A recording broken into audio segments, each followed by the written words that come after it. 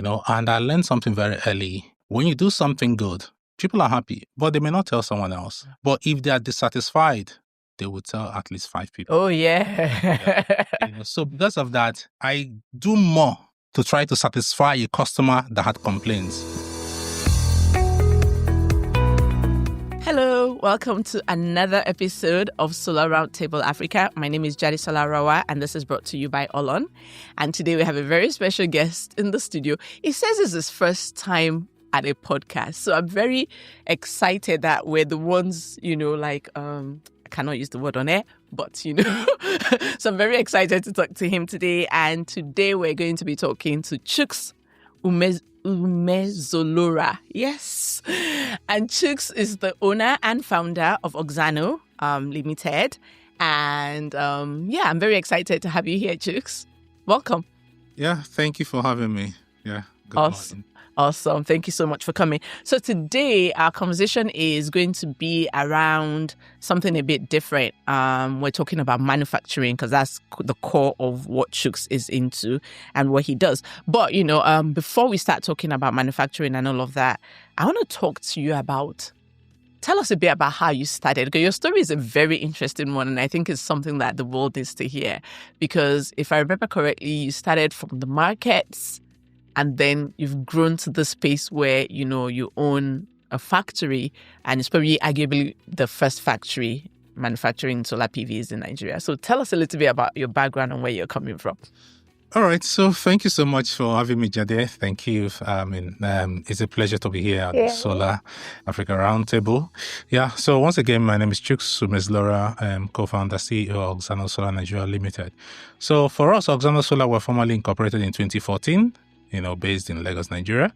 So, but before the formal incorporation, I've been in the field. I've been active in the field.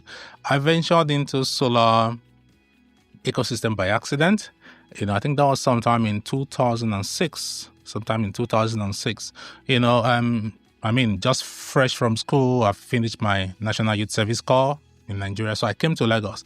to look for a job. Like everybody does. Yeah. So, because I grew up in Onitsha, Southeast Nigeria, Anambra State, so I recall then my dad told me that I'm too innocent to do business, so that is better I go and find a job. And that was why I came to Lagos. So, but when I wrote a few bank interviews, I said, no, this doesn't make sense. It wasn't gelling. Yeah, it wasn't gelling. I recall when I wrote in Unilag, I think for First Bank, they said they were looking for 100 placements. We are like 5,000 that wrote it. When I came out here, I said, what am I doing here? I said, this is madness. This doesn't make sense. Yeah. 100, 5,000. I said, no. You were very interested in taking your chances. Yeah. So what I did then is, and I said, okay, I reached out to a few friends who are in the market. I remember precisely then, although at the market, where they sell building materials. So I told them, I said, instead of staying at home, writing bank interviews, can I follow you out to the market, come out to the shop? Hold on a second. What did you even study in school? Okay, I studied industrial chemistry. And you were looking for banking. Yeah, it's the Nigerian story. Few years back, banks were actually like the only one giving jobs. Yeah. Initially, it was oil company. Yeah. And I also tried my beat. I spent some time in Abuja, like 6 months after youth service, going to NMPC, looking for a job. After 6 months. So one of the things about me is I'm a bit pragmatic. So I tell myself, no, this is not working. Yeah. I spent 6 months in Abuja. They were asking me for referral. Who's your father? Complimentary card. I just realized that no, I don't have any place here. That my surname doesn't ring any bells. Like most of us. So fast forward going to the market and saying, what can I do here? So that was what, brought me. So in building materials, supplying building materials. So I have a few friends who I started supplying building materials to. So on that particular day, one of them, I had to pick up a building plan from his architect. So I went there in Amodafin, in Lagos. So I saw some Chinese there discussing. I asked him, sorry, what are they talking about? He said, solar. It got my interest. I said, solar. I said, when I was in school, I read a bit about this. I'm interested. So I sat back, listened to their training. They were talking about solar system, the installation, design, and all that. So I asked the man, I said, please, are they coming again tomorrow? He said, yeah, they're here for 3 days. I said, please, can I come for the 3 days? He said, sure. So I went there for the 3 days, yeah. So after that, I asked him, sir, can I work with you? He said, no, that he just starting, he cannot afford to pay and all that. I told him, no, there's no problem. That let's structure something. I can work for free, but I'm going to work 3 times in a week. So we agreed. Wow. Yeah. So I was working Monday, Wednesday, Friday. So I used Tuesdays and Thursdays for my side hustle. Yeah. Try to, put food on the table for the family. It's so interesting. Do you know how many conversations you and I have had? I've never gotten this in depth with you about how you started. Yeah. So that was how I got into solar. So, I worked for the company, Sky Resources. So, I was part of their installation team. So I started out working with the installation team. So we're doing installations and all that, Then after 2-3 years, I told him, I've tried, I think it's time for me to leave and start on my own. That was how I now led me to the next stage of going into the market, Alaba International. So Alaba International, like some of you may be aware, is arguably the largest market in West Africa. So it's a market where you can find anything. Anything you cannot find in Alaba does not exist. It doesn't exist. And then, I know people have their mindset about the market, but to be honest, as someone who spent over 8 years there, sitting there every day, I can tell you one thing about the market. You have the good, the bad, the ugly there. So depending on what you're looking for and what you're willing to pay. So what I found is that most times people are too conscious about price, so they give you what... They will give you... Because one of the things I heard about... one of the things I heard about China recently is someone said, look, the interesting thing about the Chinese market is they will give you what you're paying for. People talk about how poor the quality is, but it's what you paid for. Yeah, it's what you paid for. What I tell most of my Chinese suppliers is this. I tell them, I say, please, the price is not the most important thing to me. It's the once I get to a price range that is not possible, tell me. Absolutely. I get them and all that. So the challenge with some of them is as you're pushing them on price, they're reducing it. I'm pushing them on price, they may not come back and say, if you drop this price, this is what we're removing. Yeah. But the truth of the matter is actually removing something. Wow. That's the truth. So that's how the dynamics for that works. Yes, that's how it works. So you need to let the supplier know what is most important to you. So that was how I started. So I got into the market in Alaba International. So, I saved a few money. I was able to get an office. So I had a table, a chair in my office then. So what I did was very simple. I went around the market, introduced myself to the importers in the market, as an engineer, as a technician. So my job was pretty simple. If you come to the market now, you want to buy something, the guy will call me. He say, engineer, come. So I'll come, you talk what you need. I'll just design. So, okay, you need 9 panels, you need 2 batteries, you need 1 inverter. Then the importer sell to you. Then I follow you home to do the installation. Yeah. So that was basically how I started. This is the moment where I say that when people say to me all the time that there isn't anything to do in Nigeria, I'm confused because you literally made something out of nothing. And so when young people say, oh, I don't have anything to do, I'm like, this story tells you that there's always something to do. Yeah. So I tell people this, and sometimes, maybe I'm an incurable optimist.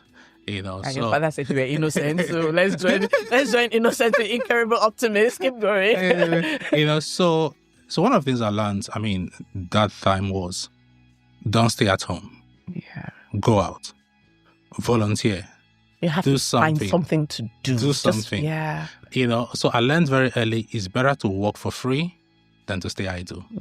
So I'd rather take up a job without pay than stay at home. Sure. Because opportunities meet you doing something. Absolutely. So that's one of the things that I learned. Because from following people to do those installations. And guess what? Let me tell you something. I do solar installations, but I have height phobia. Okay. I do not climb roofs. So how did you navigate that? Because I know for a fact that you have to climb something. Yeah. So and why I'm saying that is, so I'm telling people, so it doesn't really have to be something you're good in. Yeah. To be honest. True. There's this popular saying that when there is a will, there's a way. True. I get him and all that. So I wanted to do this, but I couldn't get over the phobia I have for height. So what I did was, when I get a job, I go to the vicinity, ask the man, okay, do you have an electrician? Do you have a carpenter? If they do, if they don't, I look around there. Yeah. So I find a carpenter and electrician. Okay. I'll call them. I'll tell the carpenter, okay, you will help me climb the roof. This is how you mount the profile. This is how you fix the panel. So sometimes I try to just get a bit to look at, to inspect what he's doing. I say, you plug this one to that. You plug this one to that. That was how I started. Wow. That led me to the next principle I learned in business, and that is responsibility. So soon after, I had to hire people. So I learned something that, so when you have people you're responsible for, it makes you more accountable. True. Yeah. So because I need to pay salary. I was going to be like, there's nothing that scares you more than the end of the month when 22 is rolling by. Once it enters to 20 something, I have the natural bells that ring in my head. Straight up. So, I mean, even if I was not feeling well, once you get that 20 something. Jump out of it. Yeah. I still remember something that happened to me years back. I mean, still young. I just got married. I had my first baby. I wasn't feeling well. So I was lying down. It was raining. A woman called me earlier that morning. I told her, that she wants me to come and do installation for her. I told her mother, I said, Aja. And then I was living in Ojo, Alaba International side. Whoa. I said, I'm not feeling too well. I won't be able to come. If you can wait till tomorrow, maybe I can. I said, okay, I should try to see if you can get someone else. Maybe 1 hour later, my wife came in, said, that there's baby food. I said, serious? And I said, okay, check my wallet. She checked, there was no money there. And I said, what of the store we usually collect? He said, we've not paid for the last one. That she can't get. And on that note, so you reach out. I picked up my phone. I called her back. I said, sorry, ma, he's the guy you called before. I'm well now. Have you gotten someone else? He says, no. I said, please send me the address. I'm waiting to come. He says, then let's discuss the price. I said, no, the price is not a problem. She said, okay, I can pay 15,000. I said, I'm on my way. I get him and all that. I felt it was better for me to borrow money for transport rather than to borrow for baby milk and care. Yeah. I get him and all that. And that was how why I say that is immediately that reality dawned on me. All feelings of ill I was feeling just went off. So most of the times, the things we feel are more mental, than real. Yeah. So those are the I mean, see, like you said, it's an important word that you used. You said responsibility. Yeah. I feel like that's pretty much one of the things that helps you to go after the things you need to go. Yeah. If you have a natural sense of responsibility, that's one. Yeah. Or they're just people depending on you, And that brings me to the other question I was going to ask you. So, I mean, you've shared a very interesting story of how you go into the space. So just in all the years you've been in this space, what would you say is some of the impact that your work has made that has made you say, okay, you know what? Yeah, I got into the space because I needed a source of livelihood, but I know that what I'm doing is making a difference, and it just gives you a warm feeling of, I'm doing this. So it could be anything, just anything that, that speaks to the impacts of your work. Yeah, I mean, some of the things we do is very hard to do if you're not passionate. I always tell, my colleagues in the office, passion cannot be faked. True. It's either you're passionate passion cannot or you're be not. Faked. Yep. Yeah, it can be faked, but you can develop passion. You can become more passionate with working with passionate people. Because sometimes energy can be transferred. Mm-hmm. Energy can True. If it is some True. physics, Yeah. energy can be transferred. So one of the things that motivated us was, apart from trying to just survive. So when I started doing the installations, from there I started doing pretty well, because what happens is that people relate to the one that listens. Sure. So those people I install for, even though I got to them through the importers, after some time, instead of them to call the importers to call me, they will not call me. So I will not call the importers. So after some time, I started stocking some things myself. So when you now call me, I have my own. You have your own stock. Yes, yeah. I'll come and install. So that was one. So one of the things I learned very early is people will never forget how you make them feel. Sure. So I do my best to treat people well. And I learned something very early.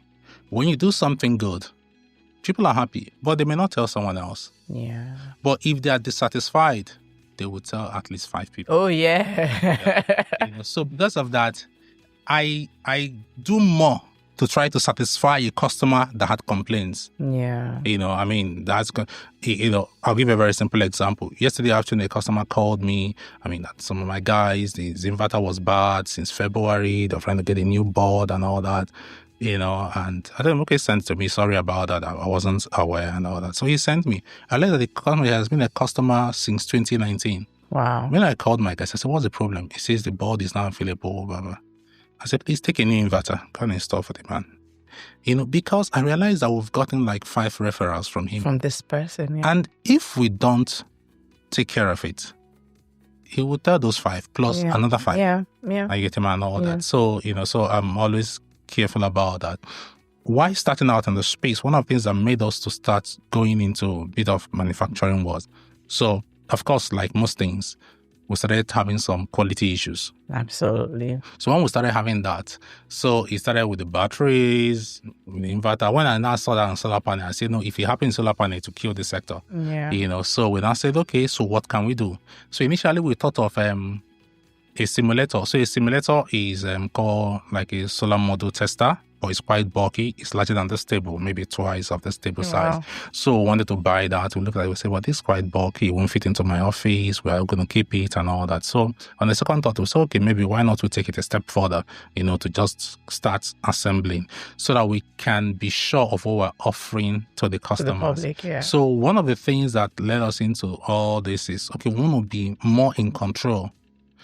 So when a customer have a problem, I want to be able to solve the problem. Yeah. I get him and all that. I'm trying to solve it, but I need to know more about the product, more about the technology. So that was what led us into all this, So trying to solve that problem led us into this. Manufacturing. One of the things about life is, so when you solve this problem, you notice a new problem. Try to solve that problem, So, I mean, that's what brought us. It's interesting that, and I'm glad that you've I love the way this conversation is going, because it's literally just going seamlessly to, so, I mean, people might not know, but Chuks, like I mentioned in the intro, has started one of arguably the first solar assembly plants in Nigeria. And I remember when I had come with my boss then, on a visit to your former place in Ojo, and there were these young ladies that were, like coupling things, and it was interesting because I noticed the weirdest things, right? One of the ladies, her lashes was done, she had full face of makeup, and you can imagine someone that is the epitome of femininity in a space that is very technical. She's assembling things and she's, putting things together. And I remember talking to her and she said, she had gone to like a makeup school and all of that, but she was in your space. And I've never forgotten that, because it's like 2 different worlds colliding, and, just talking to the young people that, that you work with, you can tell how much the work that they do means to them. So what has that done for you in terms of, like, let's leave the Naira and Kobo now. Yeah, you're doing this business because you want to make a living. But these young people, tell us a bit more about these people that work in your plant and how this has made a difference in their lives. Yeah, thank you for that. I mean, I'm sure it's the same for most entrepreneurs. So the people that work with you are arguably one of the biggest reasons why you will never give up. Sure. I mean, but sometimes my wife complains. She says, why do you have too many staffs? Why do you have to pay a lot of wage bill and all that?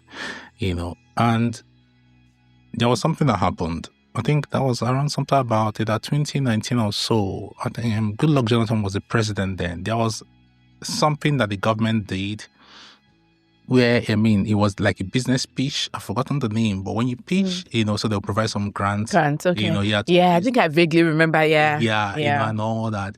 So I got to the last stage. I remember that I went to Abuja for the last stage. So on the last interview, so they asked me what I do, what I'm trying to do, my solution. I told them. The guy said, but that I don't sound as though I'm helpless. I said, yeah, I'm not helpless. Yeah. So they said that they're looking for those who are helpless, those who doesn't have anybody to help them. I said, okay, that I didn't get that profile. Well, I mean, I thought they were looking for entrepreneurs who are willing to create jobs. Yeah. And all that, I said, no, I've never thought of myself as being helpless, So I told him something, but I mean, that if that is the criteria, that I'm not sure I'm the best fit for it, that they can find other people who are helpless, so, but that I will still go on and do what I need to do, so I told him, I said, I have a goal to create a business that at least I will have 100 people working with me, and that was one of the reasons why I've gone ahead, trying to do, what I do. Yeah, so the people that work with me are one of the, to be honest, I think more about people who work with me more than I think about my investors, to be honest, because without those people, you are nothing. Yeah. I get him. That's the truth, So what I try to do is I wake up thinking about them. I go to work thinking about them. So, and, I tell people, I say, I mean, they will get paid first. I'll get paid last. Absolutely. Yeah. So if we don't have enough, they will get paid first, so why I wait? So that thinking is also what I also try to pass on to them, that feeling of value, because it's okay to make profit. But when you face challenges, the motivation to make profit may not be enough. Yeah. You need something deeper. Deeper than that. You need something deeper than that, And that's when, compassion comes in, empathy comes in. And all of it, and passion comes in, So that thing, I always tell my people who work with me, for example, for us, I mean, we tell ourselves that until the customer is satisfied that our job is not done. So if I do a solution for you and you're not happy, I'm also not happy. Because at the end of the day, for me, the primary thing to me is not the money you're paying me. But I know I'm providing a solution, services to you. So if you're happy about it, I'm happy. If you're not happy, I'm not. So I will keep going out until you're satisfied, So that same thing is what I try to sell, the people who are working to me. I think my most important job is to keep the team motivated. Keep the team motivated, because I realized something, that people will leave when they're not motivated. I realized sometimes with the right motivation, you can keep a staff even when the pay is not the best. Yeah, absolutely. Because it's about the environment sometimes, you want to be, I mean, it goes beyond the naira and the kobo sometimes. You want to be in a place where you're happy and where you feel like, you matter. Yes. Everybody is important. Everybody is important. And you want to feel like you matter. When you and that's why sometimes one of the things I hate to do the most as a business owner is to fire someone. Is to fire people. But sometimes it's necessary. Yeah, I know. You have to do what you have to do. Sometimes that's the only solution. And so most times I delegate it to someone else. Because I can't stand. So let's add innocence. What was the other one? And then now scared to fire. So but that reason I learned is slow to hire. So I you take your time. My time to hire. Like I could talk to you all day, but I know that we have to manage time. So I have a couple of questions, before we round this up and everything. One of the questions, the first one is, to a young person listening now that just finished their youth service the way you did like decades ago, and is in that position that is like, what can I do? What do I do?